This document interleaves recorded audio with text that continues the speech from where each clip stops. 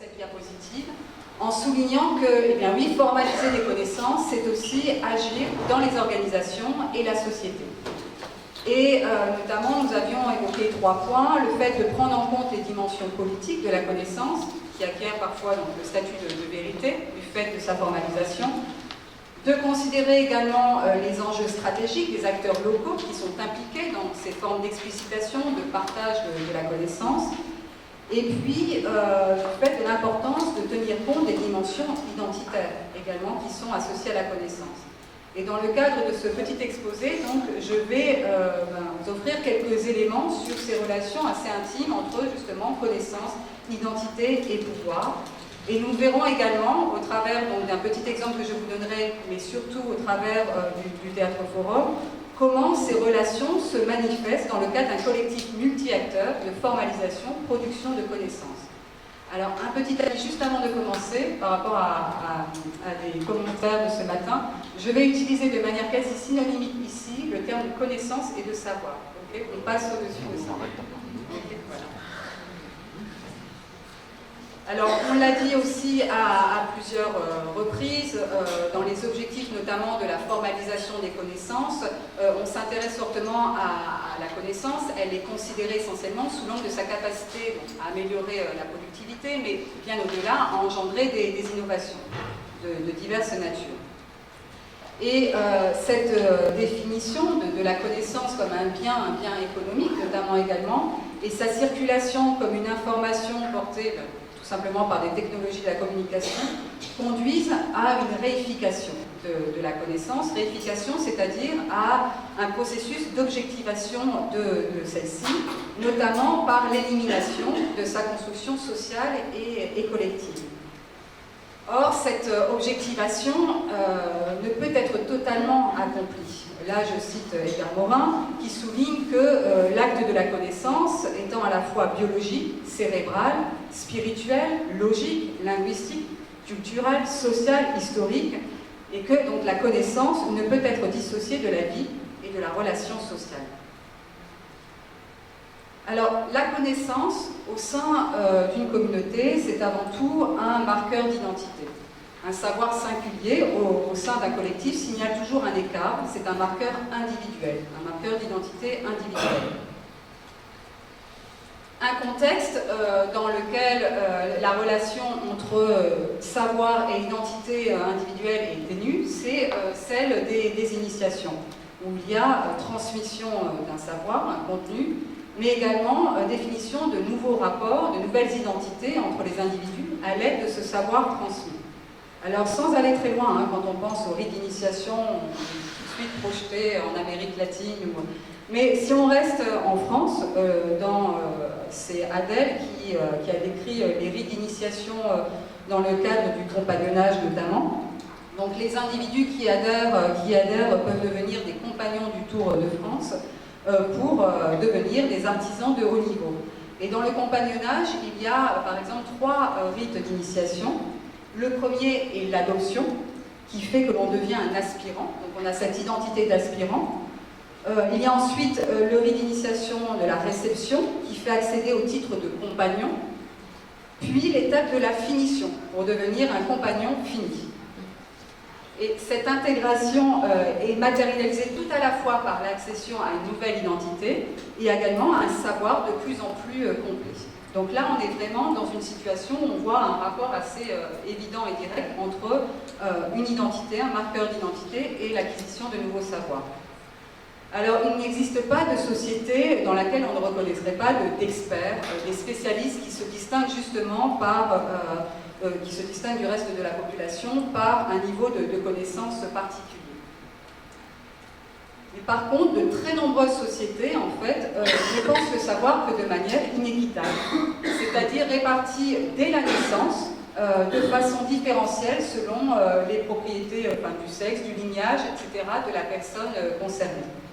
Chez les Walpiri, notamment en Australie, il y a des savoirs féminins et des savoirs masculins qui renvoient à d'autres types de catégories, des savoirs notamment communs et des savoirs secrets. Et certains savoirs existent et sont légitimes que parce qu'ils sont détenus justement par un nombre restreint d'individus. C'est également le cas, par exemple, des tradipraticiens, des guérisseurs, etc. Donc la connaissance comme un marqueur d'identité individuelle.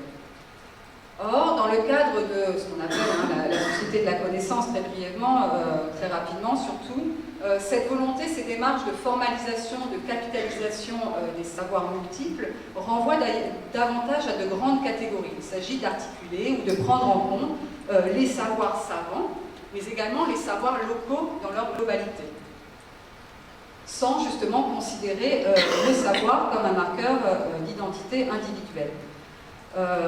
Quand on regarde, on se réfère par exemple à l'agenda 21 de l'ONU pour le développement durable, par exemple, celui-ci stipule que les peuples indigènes et leurs communautés, ainsi que d'autres communautés locales, jouent un rôle vital dans la gestion et le développement environnemental grâce à leur savoir et leurs pratiques traditionnelles. Les États doivent reconnaître et supporter comptablement leur identité, leur culture et leurs intérêts et permettre leur participation efficace dans l'atteinte du développement durable. Donc là, on voit clairement le lien qui est établi entre savoir et identité, mais communautaire. Cette notion de savoir propre, singulier, dans des cultures très différentes, a toujours existé. C'est quelque chose qui existe tellement, qui renvoie à une histoire collective, faite notamment de savoir partagé. Mais dans ce contexte des politiques de développement durable, et dans le cadre de ces discours, la notion de savoir traditionnel, de communauté traditionnelle, sert de plus en plus des projets d'affirmation identitaire. Et c'est la possession même de certains savoirs qui légitime comme communauté. Alors ces enjeux, ces discours ont été réappropriés assez fortement par des représentants de populations autochtones qui, face aux arènes internationales, jouent en tout cas de ces discours pour s'emparer des enjeux qui sont ceux aussi d'un accès à de plus grands pouvoirs, des droits notamment d'accès aux terres ou de gestion de ces terres. C'est Manuela Carnera da Cunha qui a distingué dans ce contexte la culture versus la culture entre guillemets. C'est donc la manière dont ces populations, alors je parle de population, mais ça peut renvoyer aussi à différentes échelles, c'est-à-dire quand on est dans cette quête de savoir local aussi dans d'autres contextes, la manière dont les individus concernés ont repéré qu'il s'agissait d'un enjeu qui pourrait être important pour eux, et donc ont tout un discours sur leur propre culture. Et on peut en arriver à des contextes même d'invention identitaire. C'est l'exemple, par exemple, de la culture athabascan de l'article, donc qui est répartie entre les USA, enfin les États-Unis au niveau de l'Alaska, du Canada, donc dans le Grand Nord-Ouest. Et cette population, en fait, représente environ 40 000 individus, qui est divisée en plus d'une vingtaine de communautés linguistiques, et chacune ayant une organisation sociale et politique particulière, très différente en fait. Or, il a été créé un conseil d'Athabascan de l'article pour valoriser et reconnaître les savoirs de cette population. Alors qu'ils ont une histoire et des origines assez différentes. Parce que ce qui se joue, en fait, que ce soit à l'échelle de l'individu ou de la communauté, ce sont bien des rapports d'autorité, des rapports de pouvoir qui sont en question. L'échelle de l'individu, comme je le disais, au cours du rite d'initiation, lorsqu'on en acquiert un nouveau savoir, on se positionne aussi différemment par rapport aux autres membres de la communauté. Donc là se joue un rapport aussi, par rapport aux non-initiés notamment, un rapport d'autorité par rapport au nouveau savoir que l'on a acquis. À l'échelle de la communauté, je le disais tout à l'heure aussi, les enjeux, ce sont bien des enjeux d'accès, de droit, de légitimité à pouvoir aussi intervenir dans certaines arènes. Alors cette relation entre savoir et pouvoir est aujourd'hui de l'ordre du sens commun. Beaucoup de travaux ont conceptualisé cette relation. Il y a notamment ceux de Michel Foucault, qui a décrit la manière dont l'accroissement du domaine de savoir engendre une augmentation de la quantité de relations de pouvoir. Alors, le pouvoir ici est largement défini. Il peut s'agir d'un pouvoir politique, mais également symbolique, économique, etc. Alors, c'est Daré qui soulignait, à juste titre, que les hiérarchies épistémologiques entre catégories de savoir, pour faire court, sont des répliques des hiérarchies sociales. Et effectivement, si certaines des motivations à la valorisation des savoirs autochtones, de certains peuples autochtones, étaient de donner à ceux-ci même plus de pouvoir, de manière générale, force est de constater que les relations de pouvoir ne sont pas tant que ça équilibrées, puisque parce qu'il ne s'agit pas en fait simplement de valoriser certains savoirs pour renverser aussi les rapports de pouvoir dans lesquels sont impliquées les populations en question.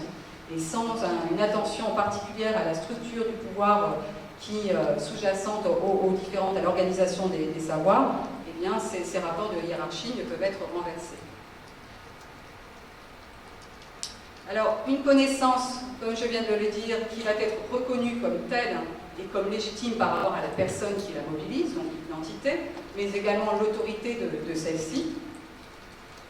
Mais inversement, la connaissance participe, bien entendu, de la légitimité de certaines personnes et d'autorité de pouvoir. Il existe ce que j'ai appelé un pivot, à partir duquel leurs rapports apparaissent comme réciproques, et c'est la notion de légitimité. Les savoirs peuvent légitimer ou au contraire désavouer les pouvoirs, et les identités également. Donc, en partant de ces quelques éléments, en fait, on pourrait considérer les processus de production de connaissances comme des processus de légitimation, délégitimation, de renforcement de légitimité, d'identité et de savoir également.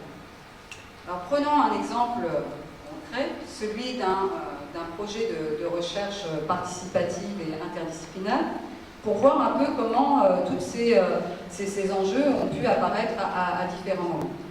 C'est l'exemple d'un projet ANR sur la question de la vulnérabilité des sols agricoles en Afrique de l'Ouest et plus spécifiquement au Sénégal. Un programme interdisciplinaire, comme je le disais, qui impliquait des physico-chimistes des sols, plusieurs équipes de microbiologie en France, centrale, Lyon, et puis des équipes aussi franco-sénégalaises, et une équipe en sciences humaines et sociales de l'ENS de Lyon. Et puis un projet participatif impliquant plusieurs groupes, CLCOP, les centres locaux d'organisation des producteurs, ou l'ANTAR, qui est l'Agence nationale technique d'encadrement des ruraux également. Alors les enjeux de la participation dans ce projet étaient doubles. Il y avait un enjeu cognitif.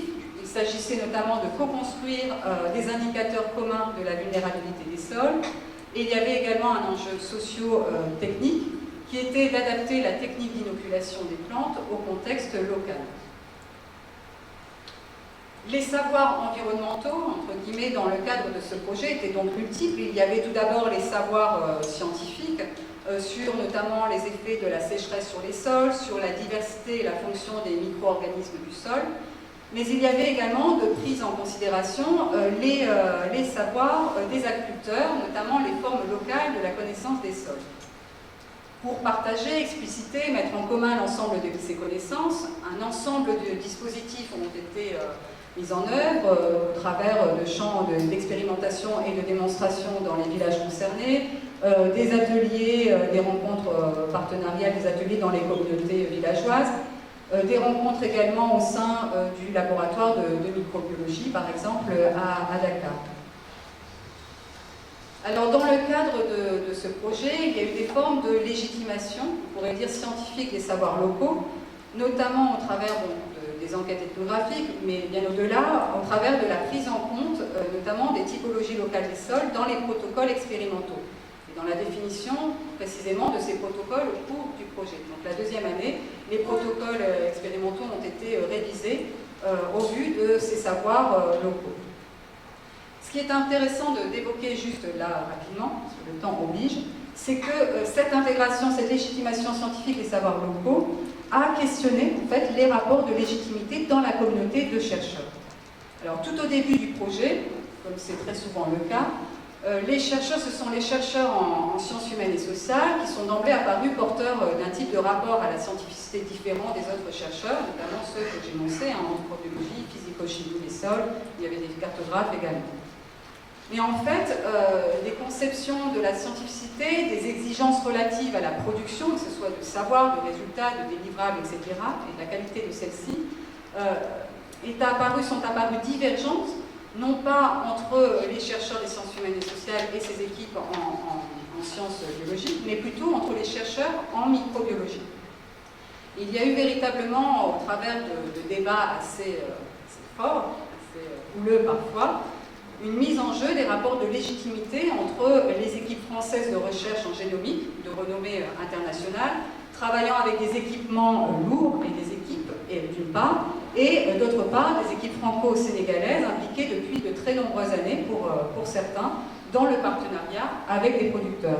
Donc là, on a vu vraiment à l'œuvre, dans le cadre, le petit contexte de ce projet, des tensions qu'on a un peu évoquées de manière plus ou moins directe, qui s'exercent plus largement dans la recherche en général, entre d'une part la production internationale d'une science de pointe, dans un contexte très compétitif, versus le développement de la science participative, qui se veut plus sensible aux enjeux sociaux. Je parlais de la légitimation scientifique de savoirs locaux. Il y a eu également des processus de légitimation des savoirs scientifiques. Et cette fois-ci, eh bien, certains acteurs locaux ont joué un rôle important dans cette légitimation. Ça a été le cas notamment d'un leader paysan, un notable, on pourrait dire, villageois. C'est un leader paysan très proche du lignage fondateur du village, qui bénéficie d'un statut social assez important. D'ailleurs, au cours de nos visites dans ce village, à Daroulousti notamment, à chaque fois que l'on rencontrait un villageois, on ne manquait pas de souligner la manière dont ce leader participait vraiment au développement du village grâce à ses très nombreuses relations au sein de la communauté du Sénégal, mais aussi bien au-delà ces relations qu'il entretenait à l'international avec des acteurs du développement. Et en fait, c'est la maîtrise en quelque sorte des procédés de négociation et de réseau des opérateurs du développement de cet individu qui a légitimé de fait aussi pour les autres agriculteurs le partenariat avec les scientifiques et les savoirs, en tout cas les discours qu'ils portaient. Un autre type d'acteur qui a participé aussi à la légitimation de ces savoirs scientifiques, c'est un jeune marabout. Alors, au Sénégal, la religion musulmane est très importante, est très présente, et à chaque début et chaque fin de rencontre partenariale est ponctuée par une prière pour ouvrir la séance et pour la clôturer. Et au début de l'une des grandes rencontres partenariales, pour de laquelle il était question de discuter donc des résultats obtenus la première année d'expérimentation, ce jeune marabout a ouvert la séance par la lecture de sourates particulières. Donc je vous l'ai dit ici, la sourate 16. C'est lui qui, du ciel, vous envoie de l'eau dont vous faites votre boisson et qui fait croître des pâturages pour vos troupeaux. Grâce à cette eau, il fait encore pousser les céréales, les oliviers, les palmiers, les vignes et toutes sortes d'arbres fruitiers. C'est là, en vérité, un signe pour ceux qui savent réfléchir. Et les multiples choses aux couleurs si variées que Dieu a répandues pour vous sur la terre, ne sont-elles pas un autre signe pour des gens qui raisonnent? Et la sourate 20, le souverain des cieux, de la terre, des espaces interstellaires et de tout ce qui se trouve dans les profondeurs du sol. Donc, à la suite de cette rencontre, j'ai eu l'occasion de m'entretenir avec ce marabout. J'ai réalisé des entretiens avec lui pendant les 2 ans du projet, tout au long du projet. Et donc, il m'a explicité le pourquoi, pourquoi avait-il choisi ces sourates. Et pour lui, donc, il avait choisi les 2 premières sourates, les 16-10 et les 16-11, donc les 2 premières, pour souligner l'importance de l'eau pour l'homme et plus spécifiquement pour la végétation et la production agricole, sachant que dans le cadre de ce projet, la diminution du taux de précipitation qui était avancée par les scientifiques était avancée comme étant responsable notamment de la dégradation des sols agricoles. L'une des sourates, la 20, donc la dernière, fut choisie pour sa référence directe à tout ce qui se trouve dans les profondeurs du sol. Et elle est crédite ainsi, selon ce marabout, la présence effective de micro-organismes dans le sol. Et enfin, 2 sourates, les 16-11, 16-13, évoquent ceux qui savent réfléchir, les gens qui raisonnent, comme les chercheurs qui étaient impliqués dans ce partenariat. Donc, en évoquant ces sourates pour le marabout, celui-ci légitimait en quelque sorte, et c'est comme ça que ça a été perçu également par d'autres villageois, légitimer la démarche et les savoirs des scientifiques, mais ça permettait aussi, pour lui-même, de gagner en autorité. Effectivement, au travers de son implication dans le projet, là c'est anecdotique, il y a eu 7 lectures, mais il y a eu bien d'autres événements qui renvoyaient à ce type de légitimation.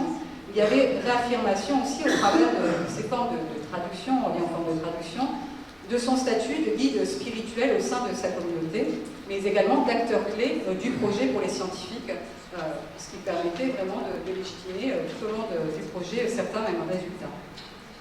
Le leader paysan d'eux-mêmes, en termes de renforcement statutaire, il se présente aujourd'hui toujours comme un microbiologiste paysan. Donc il maîtrise totalement la rhétorique, le discours des scientifiques. Il peut parfaitement vous expliquer ce qu'est un processus d'inoculation, comment ça se passe avec les termes exacts. Mais au-delà de sa capacité rhétorique, en fait, ce leader paysan, au travers de l'organisation notamment de grands ateliers partenariaux, a pu montrer aussi et rendre visible notamment son influence dans la communauté en mobilisant un ensemble d'acteurs dans le cadre des rencontres qui relevaient du pouvoir administratif, religieux, de la presse également, qui a été invité à plusieurs reprises dans le cadre de ces ateliers. Donc, je souligne juste là qu'on peut constater déjà que la mobilisation de ces savoirs, ici, dans le cadre du projet en tout cas, ont eu lieu dans des contextes très différents des contextes académiques ou même agrotechniques pour lesquels ils sont censés servir, que dans des contextes donc religieux ou sociaux. Donc, dans ce qui est apparu assez fortement là, le temps ne me permet pas de vous faire une démonstration, mais c'est pour souligner que dans ce contexte de la recherche participative, on a pu observer la manière dont la science intervient dans les processus de légitimation de savoirs locaux, j'en parlais, mais également la manière dont les savoirs locaux, inversement, symétriquement, interviennent dans la légitimation des savoirs scientifiques également. Que les savoirs scientifiques qui sont ainsi introduits dans une communauté, au-delà même du collectif de recherche multi-acteurs, interviennent dans l'évolution des rapports de légitimité entre les différents types d'acteurs impliqués, qu'ils soient chercheurs entre eux, producteurs, techniciens, etc. Et qu'au sein de ces contextes de recherche multi-acteurs, des conceptions, il y a effectivement vraiment des conceptions multiples de la recherche, et des savoirs aussi qui mettent en jeu les rapports de légitimité entre différentes équipes scientifiques. Donc on a ainsi des rapports au sein d'un processus de construction de connaissances, des rapports de légitimité qui sont multiples, croisés, de savoir et d'acteurs, et qui peuvent aussi évoluer fortement au cours du partenariat, de la collaboration. Je vous remercie de votre attention.